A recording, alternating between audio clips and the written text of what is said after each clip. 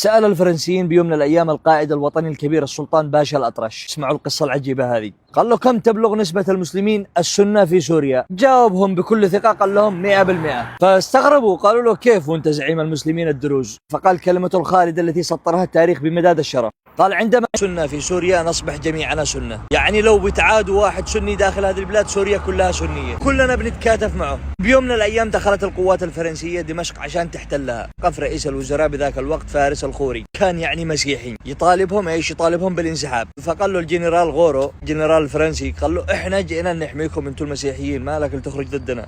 ايش سوى؟ في لحظة تختصر معنى الوطن وحب الوطن لن ينساها التاريخ.